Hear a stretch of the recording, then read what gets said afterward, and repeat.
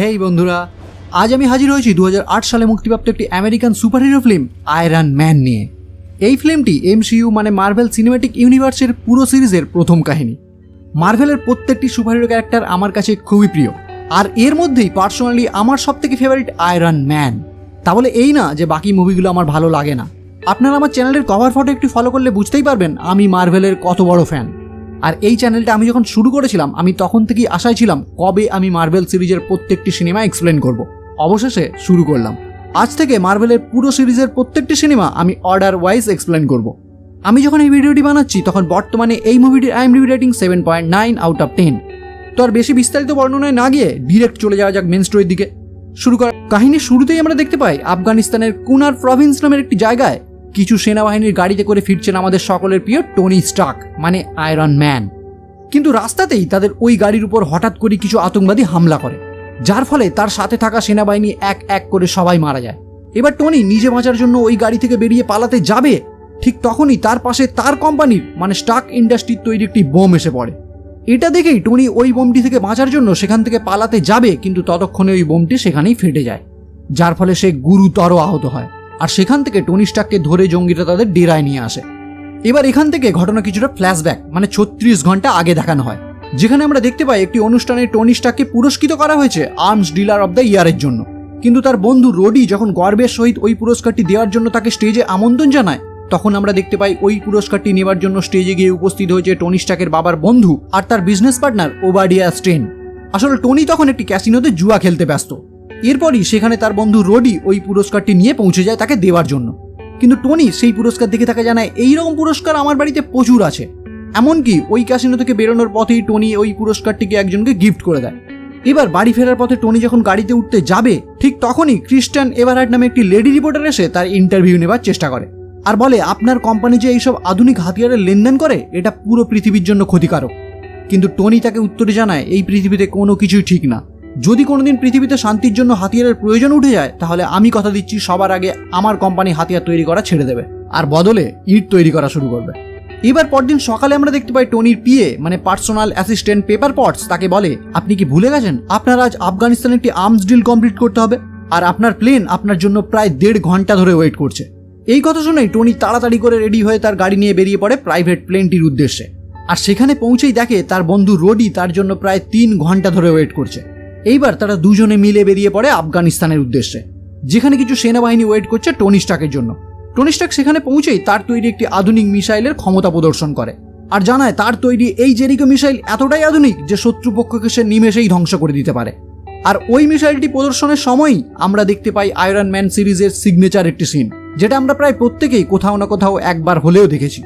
এরপরই টনি তার পরিচিত কাউকে একজনকে ফোন করে বলে এই ড্রিলটি যদি আমরা কমপ্লিট করতে পারি তাহলে আমরা মিলিয়নিয়ার থেকে বিলিয়নিয়ার হয়ে যাব। মোবাইলে কথা বলা শেষ করেই সে একটি গাড়িতে করে রওনা হয় তার বাড়ি ফেরার উদ্দেশ্যে। আর এই যাত্রাপথেই তার উপর হামলা করে আতঙ্কবাদীরা, মানে আমরা একটু আগেই যে ঘটনা দেখে এসেছি। এখান থেকে স্টোরি আবার ফিরে আসে প্রেজেন্টে। এবার আমরা দেখতে পাই টনি স্টার্কের জ্ঞান ফিরলে সে দেখতে পায় তার বুকের ভিতরে একটি মেশিন ফিট করা, যেটা থেকে দুটি তার বেরিয়ে সোজা একটি ব্যাটারিতে কানেক্ট করা আছে। এটা দেখে সে প্রথমে বুঝতেই পারছিল না তার সাথে এটা কি করা হয়েছে। তখন সে তার পাশে থাকা একটি লোককে দেখতে পায় যার নাম ইয়ং সেন। টনি তখনই তাকে জিজ্ঞাসা করে তুমি আমার সাথে এটা কি করেছো। ইয়ং সেন তখন তাকে বলে একটা বোম বিস্ফোরণে তুমি গুরুতর আহত হয়ে পড়েছিলে আর ওই বোমেরই কিছু বিষাক্ত অংশ তোমার শরীরের ভিতর প্রবেশ করেছে। আমি অনেক চেষ্টা করে কিছুটা বের করতে সমর্থ হলেও তোমার হৃৎপিণ্ডের কাছাকাছি কিছু বিষাক্ত জিনিস এখনো আটকে আছে যেটা আমি বের করতে পারিনি। আর ওই বিষাক্ত জিনিসগুলি যাতে তোমার হৃৎপিণ্ডে পৌঁছাতে না পারে তাই আমি তোমার বুকে ওই ইলেকট্রোম্যাগনেটিক জিনিসটি লাগিয়ে দিয়েছি। আর ওই জিনিসটিকে চালু রাখার জন্যই আমি ওই গাড়ির ব্যাটারিটি ইউজ করেছি। আর এটা যদি আমি না করতাম তাহলে তুমি কিছুক্ষণের মধ্যেই মারা যেতে। এমনকি ভবিষ্যতে এটা যদি তুমি কোনোদিন খুলে ফেলো তাহলে তুমি সঙ্গে সঙ্গে মারা যাবে। তাদের এই কথার মধ্যেই সেখানে এন্ট্রি নেয় আতঙ্কবাদী গ্রুপটির লিডার। সেখানে এসেই সে টনিকে জানায় আমরা তোমাকে অপহরণ করেছি একটাই কারণে, তোমার তৈরি ওই জেরিকো মিসাইলটি আমাদের চাই। তুমি যদি আমাদেরকে ওই মিসাইলটি তৈরি করে দাও তাহলেই আমরা তোমাকে এখান থেকে মুক্ত করব। কিন্তু টনি তখনই তাদেরকে বলে আমি কোনো জঙ্গিদের জন্য অস্ত্র তৈরি করি না, তাই আমি তোমাদেরকে ওই মিসাইলটি কিছুতেই তৈরি করে দেব না। তখনই তাদের টিমের লিডার টনিকে নিয়ে গুহার বাইরে বেরিয়ে তাকে দেখায় তার কোম্পানির তৈরি নানান রকমের হাতিয়ার তাদের কাছে অলরেডি আছে। এগুলো দেখে টনি খুবই অবাক হয়ে যায় আর বুঝতে পারে তার কাছে দ্বিতীয় আর কোনো অপশানই নেই এখান থেকে বাইরে বেরোনো। তাই নিরুপায় হয়ে টনি মিসাইলটি বানাতে রাজি হয়ে যায়। এরপর গুহায় ফিরে তার সাথে থাকা ইয়ং সেনকে জানায় ওই মিসাইলটি এদেরকে যদি আমি বানিয়েও দিই তাহলেও এরা আমাদেরকে মেরে ফেলবে, তাই যা হোক করেই হোক আমাদেরকে এখান থেকে বেরোনোর রাস্তা খুঁজতে হবে। তখন ইয়েনসেন তাকে জানায় এটা এমনই একটি পাহাড়ি এলাকা যেখান থেকে ওরা যদি তোমাকে না ছাড়ে তাহলে তুমি কোনোদিনই এখান থেকে নিজে নিজে বেরোতে পারবে না, আর ইউএস আর্মি এই জায়গাটিকে কোনোদিনই খুঁজে পাবে না। কিন্তু টনি স্টার্ক সে তো এত সহজে হাল ছেড়ে দেওয়ার পাত্র না, তাই সে সেখানে থাকা তার কোম্পানির বিভিন্ন হাতিয়ার থেকে প্যালেডিয়াম নামে একটি ধাতু উদ্ধার করা শুরু করে, আর সেই ধাতু দিয়েই বানিয়ে ফেলে আর্ক রিঅ্যাক্টর। এবার প্রশ্ন হলো কি এই আর্ক রিঅ্যাক্টর? টনি স্টার্কের বুকে যে ইলেকট্রোম্যাগনেটিক মেশিনটি লাগানো ছিল সেটাকে পাওয়ার দেওয়ার জন্য তাকে একটি ব্যাটারি ইউজ করতে হচ্ছিল, কিন্তু তার বানানো এই আর্ক রিঅ্যাক্টর এমনই এক জিনিস যার সাহায্যে ওই ইলেকট্রোম্যাগনেটিক মেশিনটিকে কোনো ব্যাটারি ছাড়াই সে চালু রাখতে পারবে। আর আরেকটি ব্যাপার হলো এই আর্ক রিঅ্যাক্টর যে কোনো মেকানিক্যাল জিনিসকে পাওয়ার দিতে সক্ষম। এবার আমরা দেখতে পাই আর্ক রিঅ্যাক্টর তৈরির পরেই টনি তার সাথে থাকা ইয়ংসনকে 3টি কাগজে আঁকা একটি ব্লুপ্রিন্ট দেখিয়ে বলে আমাদেরকে শুধু এই রকম দেখতে একটি স্যুট তৈরি করতে হবে যেটাকে পাওয়ার দেবে আমার তৈরি করা এই আর্ক রিঅ্যাক্টর। এবার তারা দুজনে মিলে অনেক চেষ্টা করে বানিয়ে ফেলে একটি আয়রন স্যুট, কিন্তু দুর্ভাগ্যবশত একদম শেষ টাইমে জঙ্গি দলের লিডার এটা বুঝতে পেরেই তাদের উপর আক্রমণ করে। তখনই ইয়নসন টনিকে বলে তুমি এই স্যুটটি তাড়াতাড়ি রেডি করো, আর ততক্ষণ আমি ওদেরকে আটকানোর চেষ্টা করছি। কিন্তু জঙ্গিদের আটকাতে গিয়ে তাদের গুলিতে আহত হয় ইয়নসন। অন্যদিকে টনি এতক্ষণে তার তৈরি ওই নতুন আয়রন স্যুটটি পরে এক এক করে জঙ্গিদেরকে মারতে মারতে গুহার বাইরে বেরিয়ে পড়ে। তারপর সেখানে থাকা তার কোম্পানির সমস্ত হাতিয়ারে আগুন ধরিয়ে তার স্যুটের সাহায্যে সেখান থেকে উড়ে কিছুটা দূরে একটা মরুভূমিতে এসে পড়ে। আর এত উঁচু থেকে নিচে পড়ার পর তার তৈরি ওই স্যুটটি যার নাম দিয়েছিল সে মার্ক 1 সেটা ভেঙে টুকরো টুকরো হয়ে এদিক ওদিক ছিটকে যায়। এখানেই আমরা দেখতে পাই সেনাবাহিনীর একটি হেলিকপ্টার তাকে সেখান থেকে রেস্কিউ করে বাড়িতে ফিরিয়ে আনে। বাড়ি ফিরে টনি তার বডিগার্ড হ্যাপিকে বলে তুমি এখনই একটা প্রেস কনফারেন্সের ব্যবস্থা করো, আমি কিছু ইন্টারভিউ দিতে চাই। হ্যাপি তার বসের কথা মতো খুব তাড়াতাড়ি একটি প্রেস কনফারেন্সের ব্যবস্থা করে। টনি সেখানে উপস্থিত হতেই প্রেসের লোকেরা তাকে জিজ্ঞাসা করতে শুরু করে আফগানিস্তানে আপনার সাথে কি হয়েছিল। তখন টনি তাদের সকলকে উদ্দেশ্য করে বলে আমার কোম্পানি হাতিয়ার বানায় আমাদের দেশের সেনাবাহিনীদের প্রোটেক্ট করার জন্য, কিন্তু আমি আমার চোখের সামনে আমার তৈরি হাতিয়ারের সাহায্যে আমাদের দেশের সেনাবাহিনীদের মারা যেতে দেখেছি, তাই আমি ডিসিশন নিয়েছি আজ থেকে আমার কোম্পানি কোনো রকম হাতিয়ার বানাবে না। আর এটা শোনার পরেই সেখানে উপস্থিত তার বাবার বন্ধু ওবাডিয়া স্টেন তাকে সঙ্গে সঙ্গে মাইকের সামনে থেকে সরিয়ে দিয়ে নিজে সাংবাদিকদের উদ্দেশ্যে বলে আমাদের কাছে টনি ফিরে এসেছে, এটাই সব থেকে বড় খবর, আর এই ব্যাপারে আমরা পরে কথা বলবো, এখন ওর রেস্টের দরকার। এরপর ওবাডিয়া প্রাইভেটলি টনির সাথে দেখা করে তাকে বলে তুমি কি পাগল হয়ে গেছো? আমরা যদি হাতিয়ার না বানাই তাহলে আমরা কি বানাবো? আমাদের কোম্পানি তো ধ্বংস হয়ে যাবে। তখন টনি তাকে বলে কেন, আমাদের কোম্পানি যদি আর্ক রিঅ্যাক্টর বানায় তাহলে কেমন হবে? ওবাডিয়া তখন বলে আর্ক রিঅ্যাক্টর ওটা তো শুধুমাত্র একটা সায়েন্স প্রজেক্ট ছিল যেটা সাধারণ মানুষকে বোকা বানানোর জন্য আমরা প্রজেক্ট করেছিলাম, কিন্তু বাস্তবে এটা কোনো দিনও সম্ভব না। তখন টনি তার বুকে লাগানো আর্ক রিঅ্যাক্টরটি দেখায়, যেটা দেখেই ওবাডিয়া টনিকে জানায় তাহলে আমাদেরকে এখন একটা আলাদা খেলা খেলতে হবে, তুমি শুধু সবার কাছে একটু চুপচাপ থাকবে। এরপর আমরা দেখতে পাই টনি তার নিজের রুমে একটি আধুনিক আর্ক রিঅ্যাক্টর তৈরি করে, আর সেটা লাগানোর জন্য তার অ্যাসিস্ট্যান্ট পেপারের সাহায্য নেয়। পেপার সেখানে এসেই খুবই অবাক হয়ে যায়, সে তাকে জিজ্ঞাসা করে এসব কি? টনি তখন তাকে বলে তোমাকে শুধু আমার বুকের মধ্যে লাগানো ওই মেশিনটি বের করে নতুন এই মেশিনটি ফিট করে দিতে হবে। পেপার তখন অতি সাবধানে তার বুক থেকে পুরনো মেশিনটি বের করে নতুন মেশিনটি ফিট করে দেয়, আর জিজ্ঞাসা করে এই পুরনো জিনিসটি তোমার আর লাগবে না? টনি তখন তাকে বলে এই পুরনো জিনিস নিয়ে আমি কি করব, ওটা তুমি নষ্ট করে ফেলো। এরপর টনি সোজা পৌঁছে যায় তার বন্ধু রোডির কাছে, তাকে বলে আমি নতুন একটি জিনিস বানানোর চেষ্টা করছি, তার জন্য তোমার কিছু হেল্প লাগবে। কিন্তু রোডি তাকে বলে এর আগের দিন তুমি প্রেস কনফারেন্সে যা নাটক দেখালে, ভাবতেই পারছি না তুমি আজ এখানে এই অবস্থায় দাঁড়িয়ে আছো। এখন এইসব নতুন জিনিস না বানিয়ে তোমার এখন রেস্টের দরকার। এখানে তার বন্ধুর থেকে কোনো হেল্প না পেয়ে সে সোজা বাড়ি ফিরে তার তৈরি আধুনিক কম্পিউটার জার্ভিসের সাহায্যে লেগে পড়ে নতুন একটি আয়রন স্যুট তৈরির কাজে, যেটার সে নাম দেয় মার্ক 2। এখান থেকে সিন চেঞ্জ হয় আর আমরা দেখতে পাই যে জঙ্গি দলটি টনিকে অপহরণ করেছিল তারা সেখানে ওই ফাঁকা মরুভূমির মধ্যে টনির তৈরি ওই প্রথম আয়রন ম্যান স্যুটটির ধ্বংসাবশেষ খুঁজে পায়, আর সেগুলিকে এক এক করে জোগাড় করতে শুরু করে যাতে ওই টুকরো অংশগুলি দিয়ে তারা আবার নতুন একটি স্যুট বানাতে পারে। আর এদিকে টনি দিন রাত চেষ্টা করতে থাকে তার ওই স্যুটটিকে সে আরো আধুনিক কিভাবে বানাবে। এক এক করে ব্যর্থতা পেরিয়ে অবশেষে সে তৈরি করে ফেলে তার মার্ক 2 মানে আয়রন ম্যান স্যুট। এবার এই স্যুট পরে সে সোজা আকাশে উড়ে যায় আর দেখার চেষ্টা করে তার এই স্যুটে কতটা ক্ষমতা আছে। কিন্তু যখন সে আকাশের অনেকটা উপরে উঠে যায় তখনই দেখতে পায় তার পুরো স্যুটটিতে বরফ জমতে জমতে হঠাৎ করেই স্যুটের মধ্যে সমস্ত পাওয়ার অফ হয়ে যায়। এবার উপর থেকে সোজা নিচে পড়তে শুরু করে, আর এর মাঝেই তার স্যুটটি আবার চালু হয়ে যায়, মানে তার স্যুটে আবার পাওয়ার ফিরে আসে, আর টনি সোজা বাড়িতে ফিরে আসে। এবার বাড়িতে ফিরে এসেই দেখতে পায় যে পুরনো আর্ক রিঅ্যাক্টরটিকে সে পেপারকে নষ্ট করে দিতে বলেছিল সেই আর্ক রিঅ্যাক্টরটিকে পেপার একটি ভালো ফ্রেমে বাঁধিয়ে টনিকে গিফট করে গেছে, যাতে লেখা আছে এটাই প্রমাণ টনি স্টার্কের হৃদয় আছে। এটা দেখে টনি খুবই খুশি হয়ে যায় আর সে তার নিজের কাছে সেটা রেখে দেয়। আর এখন সে চেষ্টা করতে থাকে এই স্যুটটি পরে সে যত ওপরেই যাক না কেন এতে যেন বরফ না জমে। আর জার্ভিসের সাহায্য নিয়ে সে ওই স্যুটটিতেই টাইটেনিয়াম আর সোনার মিশ্রণ অ্যাড করে আরও আধুনিক করে তোলে, যাতে যত ওপরেই উঠুক না কেন তার স্যুটটি ঠান্ডায় জমে যাবে না। এরপরেই টনি টিভিতে একটি নিউজ শুনতে পায় তার বাবার বন্ধু ওবাডিয়া স্টেন একটি সুন্দর পার্টি অ্যারেঞ্জ করেছে, যেখানে সে টনিকে ইনভাইটই করেনি। কিন্তু টনি ইনভাইট না পেয়েও সোজা সেই পার্টিতে হাজির হয়ে যায়, যেখানে তার সাথে সেই রিপোর্টার ক্রিস্টান এভারহার্টের সাথে আবারও দেখা হয়। সে তাকে জানায়, তুমি যে জেরিকো মিসাইলটি ইউএস গভর্নমেন্টকে দিয়েছিলে ঠিক সেই রকম মিসাইল একটি আতঙ্কবাদী গ্রুপের কাছেও আছে, যারা সেটিকে ইসরায়েলের গুলমিরা নামে একটি জায়গায় এক্সপেরিমেন্ট করছে। এটা জানার পরেই টনি স্টার্ক খুবই রেগে যায় আর চিন্তা করে এই মিসাইলটি তো টনি তাদেরকে বিক্রি করেনি, তাহলে তারা এটা কোথা থেকে পেল। এখন তার সন্দেহ হয় তার বাবার বন্ধু মানে তার বিজনেস পার্টনার ওবাডিয়া স্টেনের ওপর। সঙ্গে সঙ্গেই টনি তাকে গিয়ে জিজ্ঞাসা করে, তুমি কেন ওই আতঙ্কবাদীদের জেরিকো মিসাইলটি বিক্রি করেছো? এবার ওবাডিয়া তাকে বলে, দেখো এটা বিজনেস আর আমি বিজনেসের জন্য যে কোনো কিছু করতে পারি। ওবাডিয়ার এইসব কথা শুনে টনি আরও রেগে যায় আর সঙ্গে সঙ্গে বাড়ি ফিরে এসে তার ওই স্যুটটিকে আরও বেশি পাওয়ারফুল করে তোলার কাজে লেগে পড়ে। এর মধ্যে সে টিভিতে আরও একটি নিউজ শুনতে পায়, ইসরায়েলের গুলমিরা নামে যে জায়গাটিতে জঙ্গিরা তার ওই মিসাইলটিতে এক্সপেরিমেন্ট করছে সেখানে তারা সাধারণ মানুষের ওপর খুবই অত্যাচার করছে, এমনকি বাচ্চা আর মহিলাদের মেরে ফেলছে। আর এই খবর দেখেই টনি তার তৈরি ওই নতুন স্যুটটি পরে রওনা হয় গুলমিরার উদ্দেশ্যে। সেখানে পৌঁছে সে এক এক করে আতঙ্কবাদীদের মেরে তাদের কাছে থাকা জেরিকো মিসাইলগুলিকে ধ্বংস করে দেয়। আর এই ধ্বংসের ফলে ইউএস আর্মিরা বুঝতে পারে সেখানে কোনো বড়সড় বিস্ফোরণ ঘটেছে, তাই তারা খোঁজ নিতে শুরু করে এই বিস্ফোরণ কিভাবে ঘটেছে। আর র্যাডারের মাধ্যমে বুঝতে পারে একটি ছোট্ট উড়ন্ত জিনিস তাদের এলাকায় প্রবেশ করেছে, সেই এই বিস্ফোরণ ঘটিয়েছে। এবার টনি যখন তার দেশের সাহায্যে উঠতে উঠতে বাড়ি ফেরার পথে রওনা হয়েছে তখনই তার পিছনে ধাওয়া করে ইউএস আর্মির দুটি যুদ্ধবিমান F-22। টনি তাদের হামলার হাত থেকে বাঁচতে গিয়ে একটি F-22 ধ্বংস হয়ে যায়।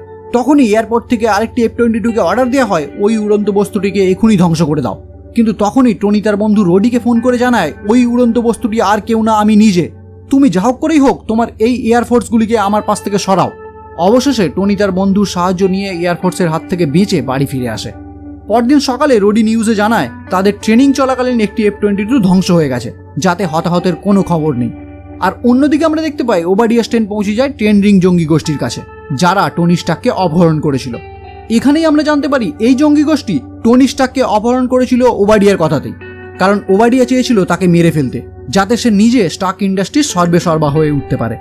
সেখানে পৌঁছেই ওবাডিয়া ওই জঙ্গি গোষ্ঠীর লিডারকে জানায়, তোমাদের ভুলেই আজ এই অবস্থা, তোমরা যদি সঙ্গে সঙ্গে টনিকে মেরে ফেলতে তাহলে আজ এই দিন দেখতে হতো না।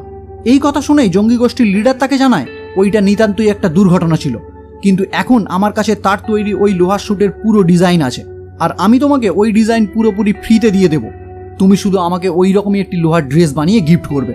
কিন্তু এখানেই ওবাডিয়া তার নতুন একটি টেকনোলজির সাহায্যে জঙ্গি গ্রুপের লিডারটিকে ধোঁকা দিয়ে সেখান থেকে আয়রন স্যুটটি নিয়ে নেয় আর কিছু ইঞ্জিনিয়ারকে ডেকে ওই স্যুটের ডিজাইনটি কপি করে নতুন একটি স্যুট বানানোর কথা বলে। এদিকে টনি তার পিএ পেপারকে বলে, তুমি আমার অফিসে যাও আর সেখানে কম্পিউটার থেকে আমাদের কোম্পানির যত 2 নম্বরের ডিল হয় সেই ফাইলগুলি খুঁজে আমার কাছে নিয়ে আসো, যাতে আমি ওই সব জায়গাগুলোকে ধ্বংস করে দিতে পারি। পেপার তার কথা শুনে সোজা পৌঁছে যায় অফিসে। সেখানে গিয়েই সে একটি পেন ড্রাইভে তার কম্পিউটার থেকে এক এক করে ফাইল কপি করতে শুরু করে। সেখানেই পেপার সেক্টর 16 নামে একটি ফাইল খুঁজে পায়, যেটা থেকে সে জানতে পারে ওবাডিয়াই ওই আতঙ্কবাদীদেরকে ভাড়া করেছিল টনি স্টার্ককে তার রাস্তা থেকে সরিয়ে দেওয়ার জন্য। আর এই সব ফাইলগুলি সে যখন ওই পেন ড্রাইভে কপি করছে ঠিক সেই টাইমেই ওবাডিয়া সেখানে এসে হাজির হয়। কিন্তু পেপার তাকে কথার জালে ফাঁসিয়ে পেন ড্রাইভে ফাইলগুলি কপি করে পেন ড্রাইভ নিয়ে সেখান থেকে বেরিয়ে পড়ে। এবার পেপার যখন সেখান থেকে বেরিয়ে যায় তখনই ওবাডিয়া কম্পিউটারটি দেখে বুঝতে পারে পেপার তার কম্পিউটার থেকে সব ফাইল কপি করে নিয়ে গেছে। সে সঙ্গে সঙ্গেই তখন পেপারের পিছু নিতে শুরু করে। কিন্তু এখানেই আমরা দেখতে পাই শিল্ডের এজেন্ট কলসনকে, যে টনি স্টার্কের অ্যাপয়েন্টমেন্ট নেওয়ার জন্য পেপারের সাথে দেখা করতে এসেছে। কিন্তু এখন পেপার যখন বুঝতে পেরে গেছে তাকে এখান থেকে ওবাডিয়া আর কিছুতেই বের হতে দেবে না, তাই পেপার এই এজেন্টের সাহায্য নেয় আর তাকে বলে, আমি এখনই তোমার সাথে অ্যাপয়েন্টমেন্ট ফিক্স করাবো, তুমি চলো আমার সাথে। আর এজেন্ট কলসনের সাথেই পেপার এখান থেকে বেরিয়ে যায়। এইসব দেখেই ওবাডিয়া এখন সোজা পৌঁছে যায় যেখানে তার নতুন স্যুটটি ইঞ্জিনিয়াররা তৈরি করছিল। কিন্তু সেখানে গিয়ে জানতে পারে তার ইঞ্জিনিয়াররা কোনো মতেই আর্ক রিঅ্যাক্টরটি তৈরি করতে পারেনি, যার সাহায্যে তাদের বানানো ওই স্যুটটিতে পাওয়ার আসবে। তখনই সে তাদের ইঞ্জিনিয়ারদের ওপর খুবই রেগে যায় আর বলে, যেটা টনি একটা গুহায় বসে ফেলে দেওয়া জিনিসপত্র দিয়ে বানিয়ে ফেললো সেটা তোমরা এত দিন ধরে বানাতে পারছো না। জবাবে ইঞ্জিনিয়াররা তাকে জানায়, আমরা কেউ টনি স্টার্ক না। সিরিয়াসলি এই কথাটা আমার এতটাই সুন্দর লেগেছে বলে বোঝাতে পারবো না, কারণ এই কথা থেকেই বোঝা যায় Tony Stark sorry the great Tony Stark কতটা জিনিয়াস। যাই হোক, এবার ওবাডিয়া সোজা পৌঁছে যায় টনির কাছে আর সেখানে তার ওই আধুনিক যন্ত্রের সাহায্যে, মানে যেটা দিয়ে ওই জঙ্গি গোষ্ঠীর লিডারটিকে সে পরাস্ত করেছিল, সেটার সাহায্যে টনিকে কিছুক্ষণের জন্য ক্ষমতাচ্যুত করে দেয়। তারপর তার বুকে লাগানো ওই আর্ক রিঅ্যাক্টরটি খুলে নিয়ে সেখান থেকে পালিয়ে যায়। এবার টনির বুকে যেহেতু ওই আর্ক রিঅ্যাক্টর নেই, তাই সে ধীরে ধীরে মৃত্যুর দিকে এগোতে থাকে। কিন্তু এর মাঝেই তার মনে পড়ে পেপার তার আগের আর্ক রিঅ্যাক্টরটি তাকে একটি কাঁচের ফ্রেমে বাঁধিয়ে গিফট করেছিল, যেটা সে খুব যত্নে সাজিয়ে রেখেছে। তাই সে কোনো মতে সেখান পর্যন্ত পৌঁছানোর চেষ্টা করে, আর অ্যাট লাস্ট সেখানে পৌঁছে কোনো মতে ওই পুরনো আর্ক রিঅ্যাক্টরটি নিজের বুকে লাগিয়ে নিজেকে জেনারেট করে সঙ্গে সঙ্গে তার তৈরি নতুন স্যুটটির সাহায্যে ওবাডিয়া স্টেনের উদ্দেশ্যে রওনা হয়। কিন্তু অন্যদিকে আমরা দেখতে পাই পেপার শিল্ডের ওই এজেন্টটির সাহায্যে কিছু পুলিশ কর্মীকে সঙ্গে নিয়ে পৌঁছে যায় ওবাডিয়াকে গ্রেপ্তার করার জন্য, কারণ সে টনি স্টার্ককে মেরে ফেলতে চেয়েছিল। এবার পেপার যখন সেক্টর 16-এ পৌঁছায়, ততক্ষণে ওবাডিয়া তার তৈরি ওই নতুন স্যুটটিতে টনির থেকে নিয়ে আসা আর্ক রিঅ্যাক্টরটি লাগিয়ে রেডি করে ফেলেছে। আর পেপার সেখানে পৌঁছানোর সঙ্গে সঙ্গে ওবাডিয়া তার ওই নতুন ড্রেসটির সাহায্যে তাকে মেরে ফেলার চেষ্টা করে, কিন্তু ততক্ষণে তাদের মধ্যে এসে পড়ে টনি স্টার্ক। আর এখানেই শুরু হয় তাদের মধ্যে একটি দুর্দান্ত ফাইট সিন। যেহেতু ওবাডিয়ার তৈরি লোহার ড্রেসটি ছিল সাইজে অনেক বড়, তাই ক্ষমতাও তার একটু বেশি ছিল। কিন্তু আমাদের জিনিয়াস টনি স্টার্কের বুদ্ধির কাছে তার বুদ্ধি ছিল একদমই নগণ্য। টনি যখন দেখতে পায় সে কিছুতেই তাকে হারাতে পারছে না, তখনই সে তার ওই শ্যুটের সাহায্যে উপরের দিকে উঠতে শুরু করে, কারণ টনি জানে কিছুটা উপরে ওঠার পরেই ওবাডিয়ার শ্যুটে বরফ জমে যাবে আর সঙ্গে সঙ্গেই সে শক্তি হারাবে। আর হলেও তাই, কিছুটা উপরে ওঠার পরেই ওবাডিয়ার শ্যুটে বরফ জমে সে আবার নিচের দিকে পড়তে শুরু করে। কিন্তু নিচে পড়ে গিয়েও সে আবার টনির সাথে লড়াই করতে শুরু করে। আর অবশেষে আমরা দেখতে পাই টনি পেপারের সাহায্য নিয়ে সেখানে থাকা একটি বৈদ্যুতিক চুল্লিতে পাওয়ার বাড়িয়ে একটি বড় বিস্ফোরণ ঘটিয়ে ওবাডিয়াকে হারাতে সক্ষম হয়। এবার পরদিন সকালে দেখা যায় একটি প্রেস কনফারেন্সে টনি স্টার্ককে ইন্টারভিউ দিতে হবে, কারণ আগের দিন স্টার্ক ইন্ডাস্ট্রিতে যে বিস্ফোরণ ঘটেছে সেটা কিভাবে ঘটেছে, আর তার আশেপাশেই লোহার ড্রেস পরা যে মানুষটিকে দেখা গেছে সেটা কি টনি স্টার্ক নিজে নাকি অন্য কেউ। টনি এই টাইমে নিজেও নিউজ পেপারে লক্ষ্য করে তার ওই লোহার তৈরি স্যুটটিকে রিপোর্টাররা নাম দিয়েছে আয়রন ম্যান। আর এখানেই আমরা দেখতে পাই শিল্ডের ওই এজেন্টটি টনিকে এসে একটি স্ক্রিপ্ট দেয় আর বলে কনফারেন্সে গিয়ে এতে যা লেখা আছে আপনি হুবহু সেটাই বলবেন, এর বাইরে কিছুই না। স্ক্রিপ্টে লেখা ছিল ঘটনার দিন এখানে আপনি ছিলেন না, আর ওই লোহার ড্রেসগুলি আপনার বডিগার্ড, তারা নিজেদের মধ্যে ট্রেনিং কমপ্লিট করছিল। কিন্তু টনি যখন প্রেস কনফারেন্সে গিয়ে উপস্থিত হয় আর রিপোর্টাররা একের পর এক তাকে কোশ্চেন করতে শুরু করে, তখনই সে কিছুটা অপ্রস্তুত হয়ে পড়ে। পাশে থাকা রোডি তাকে জানায় এত ঘাবড়ানোর কিছু নেই, যা লেখা আছে তুমি পাই টু পাই তাই বলে দাও। আর এখানেই আমরা এই টোটাল আয়রন ম্যান সিরিজের সেই সিগনেচার ডায়লগটি শুনতে পাই, যেটার মাধ্যমে টনি স্টার্ক সবাইকে তার নিজের পরিচয় দিয়ে দেয় আর বলে I am iron man. Post credit সিনে দেখানো হয় নিক ফিউরি টনি স্টার্কের সাথে দেখা করে আর বলে আমি শিল্ডের ডিরেক্টর, আমি তোমার সাথে দেখা করতে এসেছি কারণ আমার নেক্সট প্রজেক্ট অ্যাভেঞ্জার ইনিশিয়েটিভে আমি তোমাকে অ্যাপয়েন্ট করতে চাই। আর এখানেই আমার ফেভারিট মুভিটি শেষ হয়। তো কেমন লাগলো বন্ধুরা আজকের ভিডিও? যদি ভালো লাগে তাহলে অবশ্যই লাইক করো, কমেন্ট করো, শেয়ার করো, আর এইরকম ভিডিও সবার আগে পেতে চ্যানেলটি অবশ্যই সাবস্ক্রাইব করে বেল আইকনটি ক্লিক করে দিও। তো দেখা হচ্ছে পরের ভিডিও ইনক্রেডিবল হাল্ক নিয়ে, আর ততক্ষণের জন্য বাই।